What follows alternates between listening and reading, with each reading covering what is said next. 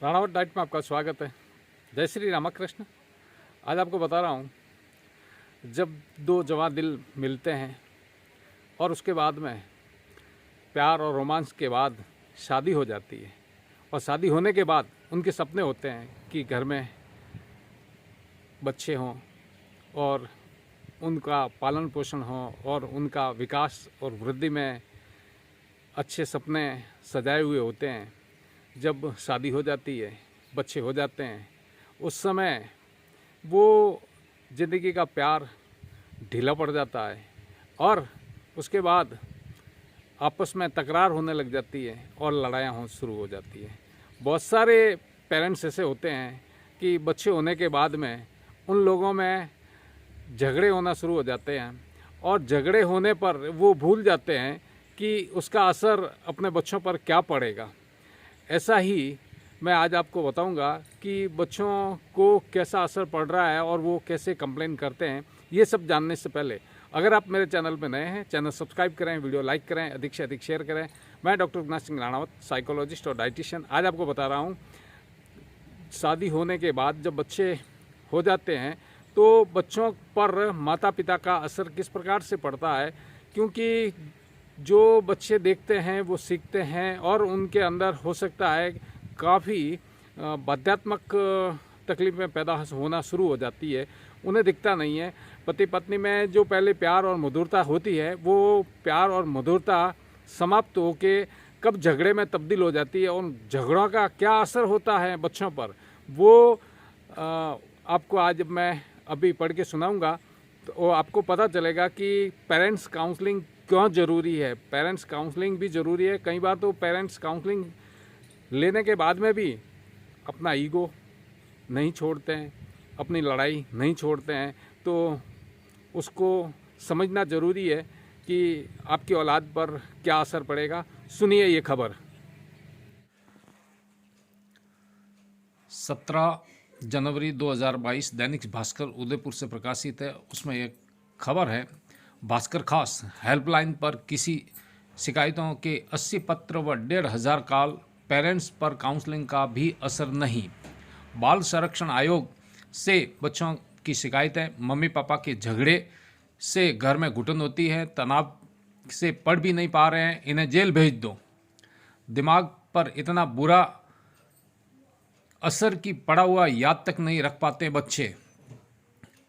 बच्चों ने यह भी बताया कि एकाग्रता से पढ़ाई नहीं कर पा रहे हैं, जो कुछ याद करते हैं भूल जाते हैं, नया कुछ भी पढ़ते हैं उन्हें याद नहीं रहता। आयोग अध्यक्ष ने बताया कि बच्चों की अलग से काउंसलिंग की तो उन्हें यह भी कहा कि वे दिन में पेरेंट्स की लड़ाई फेस कर रहे हैं, रात में पूरी नींद नहीं ले पाते हैं, क्योंकि दिमाग में लड़ाई की बातें घूमती रहती है। जबकि डॉक्टर्स की माने तो इस उम्र में तनाव लेने से शारीरिक विकास नहीं हो पाता।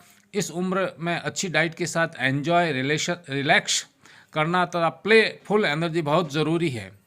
ये शाना जोधपुर से लिख रही है, मैम प्लीज़ पुलिस को मेरे घर भेजो, मम्मी पापा बहुत झगड़ते हैं, उनकी लड़ाई में मैं पढ़ भी नहीं पा रहा, घर में घुटन होती है, रात में दिन में भी उनकी लड़ाई की बातें याद आने से सो भी नहीं पा रहे हैं।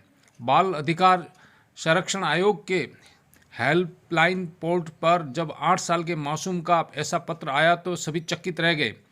आयोग ने इस पोर्टल पर ऐसी शिकायतें कि अब तक 80 पत्र और 1,500 से अधिक कॉल आ चुके हैं, जिसमें 8 से 13 साल के बच्चों घर से परेशान होना बताया और बच्चियों ने ऑनलाइन पढ़ाई की बजाय परिजनों द्वारा किचन में झोंकने की शिकायतें भी की हैं।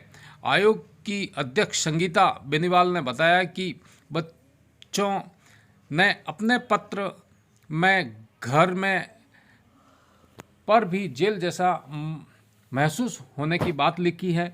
ऐसे मामलों का आना सिर्फ परिवार बल्कि समाज के लिए भी गंभीर समस्या है। आयोग की अध्यक्ष बताती है कि सबसे अधिक गंभीर बात यह है कि पेरेंट्स की 15 दिन से लेकर 1 माह तक काउंसलिंग करने के बावजूद उसका असर 3 दिन तक ही रहता है। उसके बाद घरों से फिर इस प्रकार के मामले आने लगते हैं।